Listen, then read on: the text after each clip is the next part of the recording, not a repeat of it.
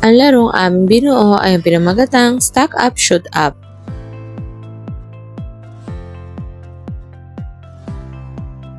Ito po ay pinagsamang laro ng paper cup pyramid at paghagis ng rolled paper ball patungo sa target. Ang kombinasyong ito ay nagbibigay ng maraming benepisyo. Paglinaw ng koordinasyon ng mata at kamay, pagpapahusay ng bilis at katumpakan, pagpapatibay ng tiyaga at focus, at pagpapalakas ng pagtutulungan ng bawat miyembro. Ito po ang mga hakbang sa paglalaro nito. Una, makabuo po ng pyramid gamit ang paper cups.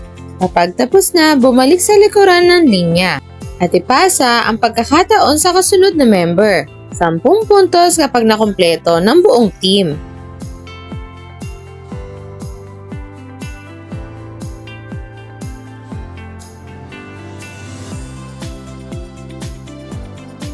Ihagis ang rolled paper ball papasok sa target bin.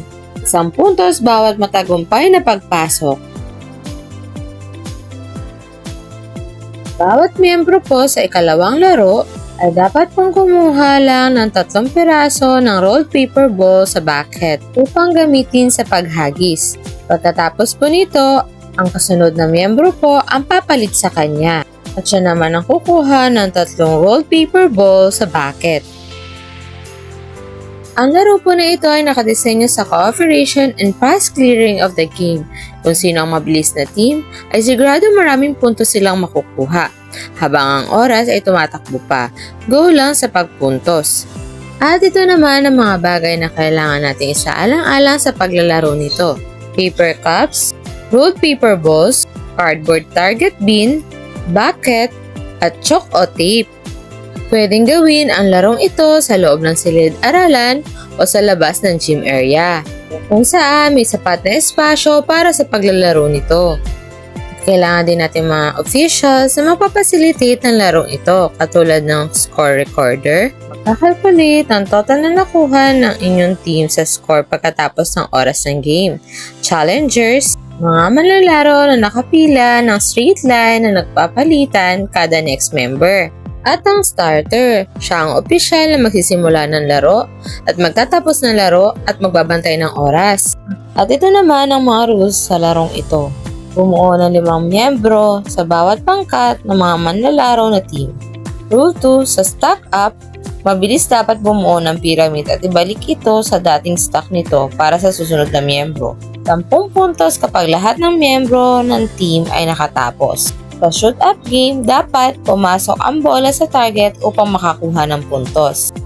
Bawat isa sa team ay may 3 pagkakataon sa paghagis ng rolled paper ball para sa susunod na laro na shoot-up game. Pagkatapos ng iyong turn, ipasa ang pagkakataon sa kasunod na miyembro ng team ninyo upang masimulan niya ang kanyang laro.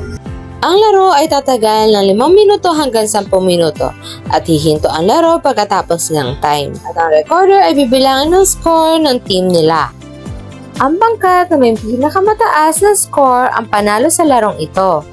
Kung pareho ang score ng makalaban na team, maglalaban ang representative ng team nila sa Pyramid Stack Up Challenge at kung sino ang may maikling oras sa pag-stack at pagbalik sa dating pwesto, ay ang mapapanalo nila ang team nila.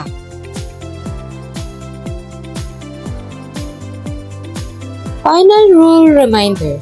Kapag natapos na ang team nyo sa pag-stack up challenge, tumuloy agad sa susunod na laro upang magkaroon kayo ng team nyo ng kalamangan sa oras laban sa kalaban. Hindi na uulitin ang pyramid. Shoot up lamang ang uulitin para sa pagpapataas ng puntos. At ito na ang pagtatapos ng pagbibigay namin kaalaman sa larong Stack Up Shoot Up. Salamat sa pakikinig!